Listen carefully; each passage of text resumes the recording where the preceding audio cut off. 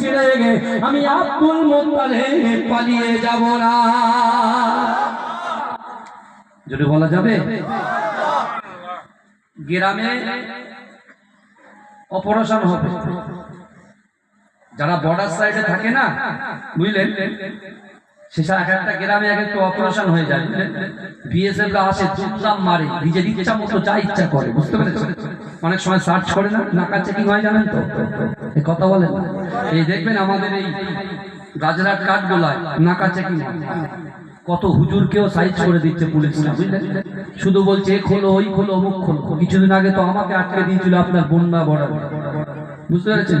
সে বিশাল বিচ্ছিরি অবস্থা। আমার মনে হয় যে মুজাদ্দেদ জামান দাদা হুজুর পীর কেবলার খলিফা আমার পদ্মাদার দোয়া, আমার দাদা ভাইয়ের দোয়া, আমার মা বাপের দোয়া ছিল বলে এই থোবড়াটা আপনাদের কাছে দেখাতে পারছি, বুঝতে পেরেছেন? নালে হতো না। এমনি যা হুমকি দিচ্ছে বাবা রে, চারিদিক দিয়ে শুধু হুমকি খেতে হচ্ছে, কাটান কাটান করে লাগছে।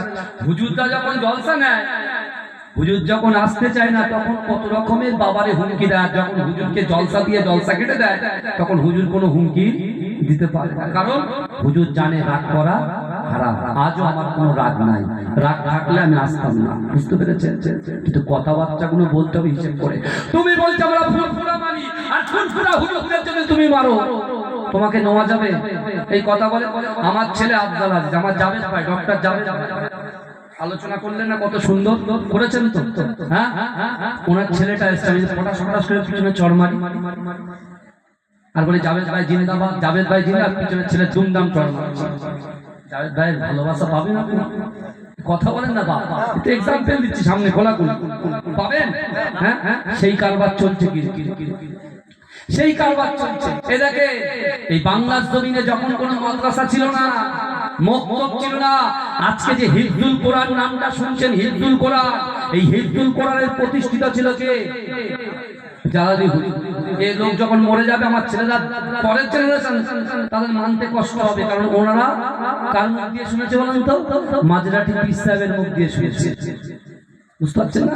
আর আমাদের মুখ দিয়ে ওদের সন্দেহ হতে পারে, সন্দেহ হতে পারে, কারণ ওই যে বলছি একটা ছেলে 30 বছর দেখতে পায়, কানা, চোখে অন্ধ, অন্ধ কিসে ভর করে চলে বলে? কথা বলেন, লাঠিতে ভর করে। আর ওই অন্ধ যদি দেখতে পায়, সর্বপ্রথমে কোনটা ত্যাগ করে? লাঠি।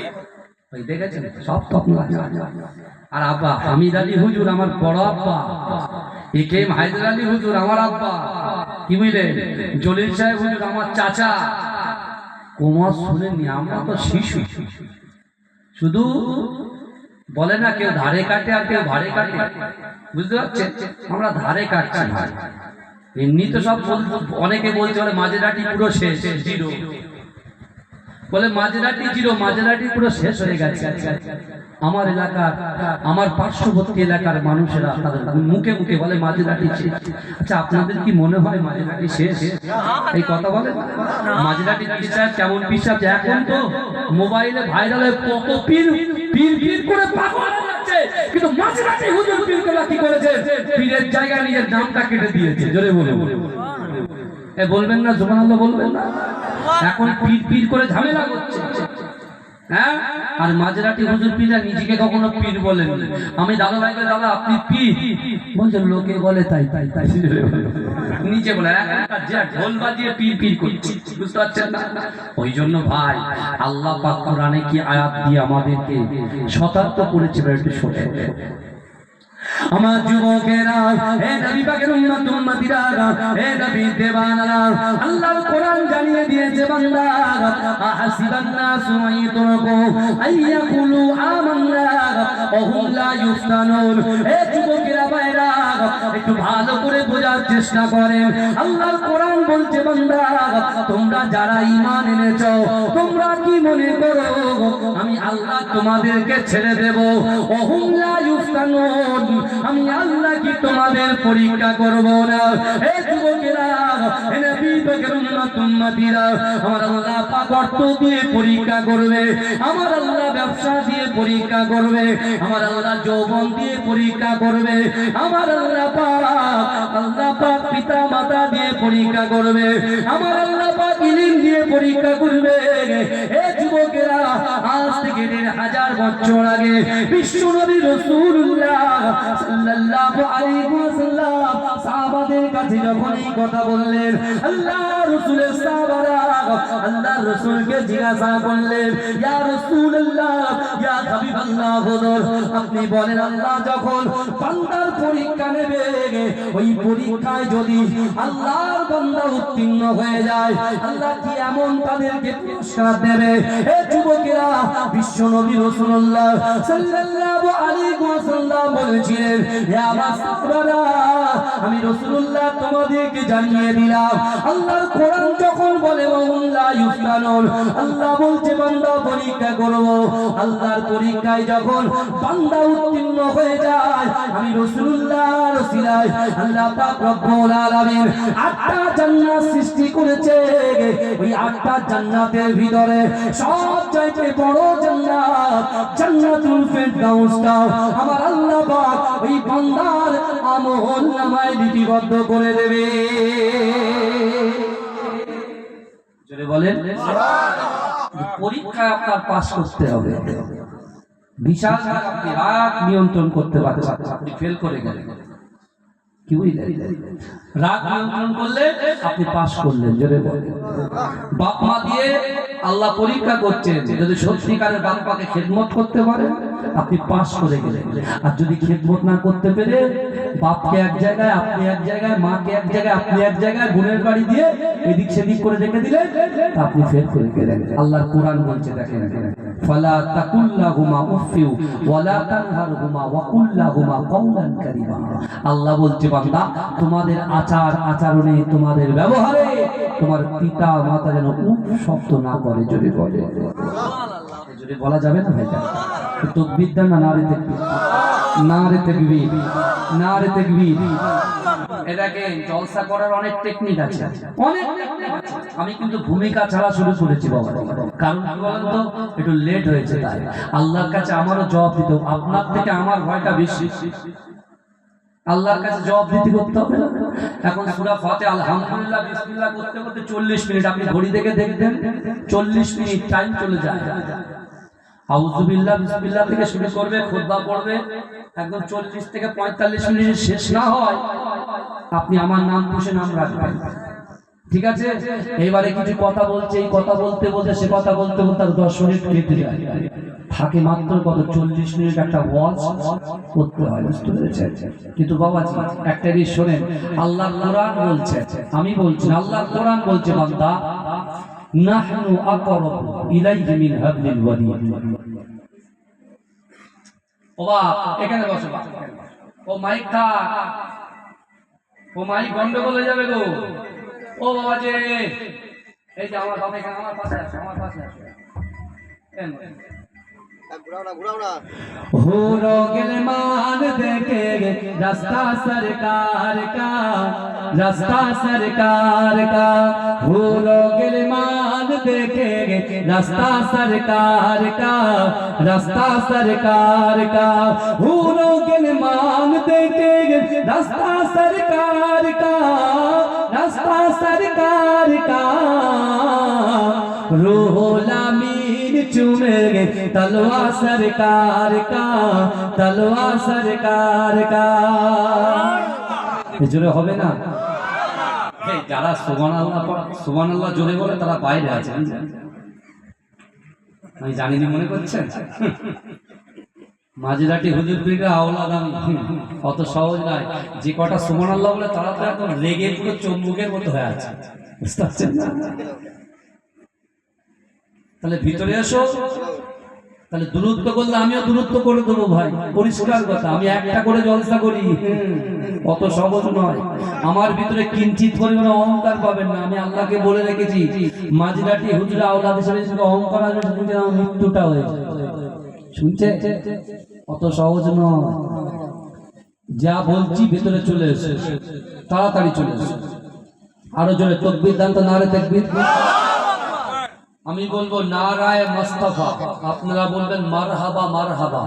কত জোর আছে খামারাই গ্রামে পাওয়ার গ্রিডের পাশে, আর আমাদের ভাঙড় মানে তো বিশাল একদম শিরোনামে আছে আলহামদুলিল্লাহ। এটা তকবীর নারে তাকবীর, নারায়ে মুস্তাফা, আরো জোরে নারায়ে মুস্তাফা।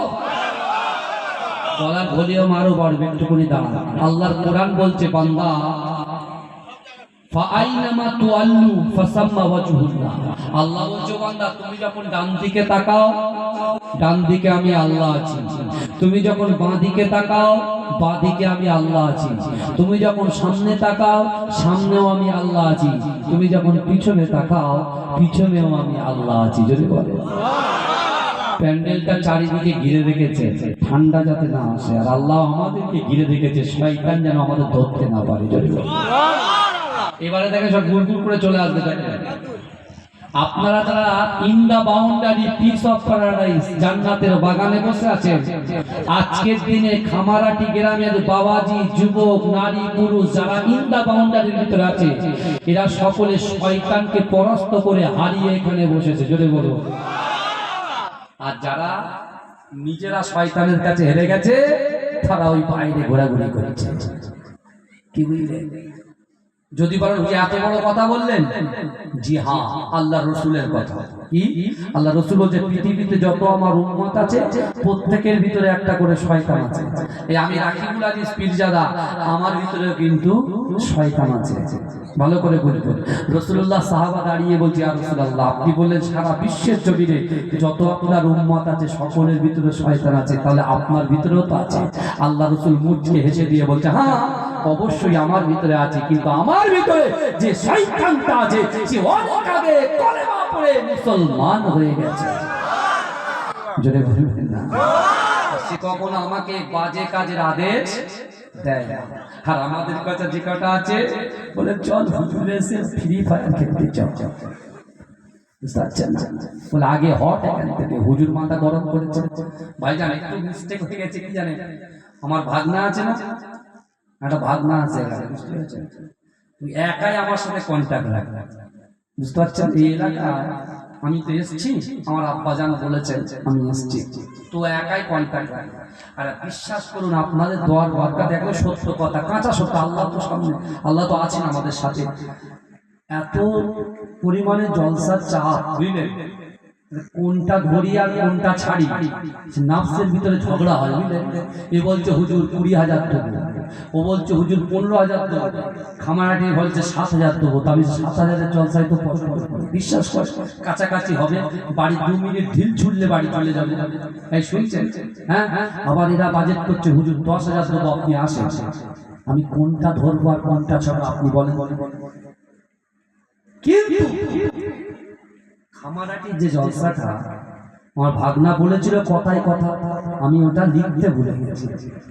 আমার জলসা ছিল আজকে আপনার এই দত্তপুকুর থেকে ভিতরে চালতা বেরিয়া বলে একটা গ্রাম, ওখানে কিন্তু মুজাদ্দেদ জামান আমার পদ্মাজির একদম খাস জায়গা। ওরা আমাকে 1 বছর আগে মামা আমার ফোন করেছেন, ওর কোনো দোষ নাই, বুঝলেন বাবাজি। তারপরে মামা ফোন করছে, মামা কখন আসছো? আমি কোথায় যাবো? বলে কেন? আমাদের এখানে জলসা। আমি কি করে যাবো? বলে মামা ব্যানার তৈরি হয়ে গেছে। আমি আমার কাছে কোনো খবর নেই। বলে মামা আমি খবর দিয়েছি। ও একবার বলেছে আমার মাথা থেকে বেরিয়ে গেছে। বুঝতে পেরেছেন? আবার আমার প্রত্যেকদিন রবিবার করে প্রায় 40-50 জন করে মেহমান আসে আমার মাঝেরাটির বাড়ির কথা বলছি। বিশ্বাস করে আমি মেহমানদারি, আমার দাদা ভাই বলে গেছে বাবা মেহমানদারি করবো, এক গ্লাস পানি না খাইয়ে কাউকে ছাড়বে না। বুঝতে পেরেছেন? সেটা একটা টেনশন থাকে অন্যরকম। বুঝতে পেরেছেন? একটু ভুল হয়েছে বলে পাশ দিয়ে যা শুনছি, এটা আপনাদের বললে আপনাদের মাথা মাথা মাথা ফ্রি ফায়ার, বুঝতে পারছেন না, খেলা টেলা এখানে সেখানে দিয়ে এখন বিশাল কিছু হয়েছে। তা আমি কিছু মনে করি না, আমি শুধু এইটুকু ভাবলাম যে চালতা বেরিয়ার লোক আমার 10টা থেকে 12টা জলসা 8 ঘন্টা আগে ছেড়েছে, আর আমার কাছের লোক এরকম ভাবে মানলো আমাকে। আমার এটাই কিছু না, আমি আসবো না, কিন্তু একটা বড় করি না। আমি শুরু করেছি আমার বড় ভাইকে পাঠাই, তোরা বলে না ভাই আপনার আসতে হবে, তাহলে 8 ঘন্টা লেট হবে, এই কথাটা বলতে পারতাম, তাই না?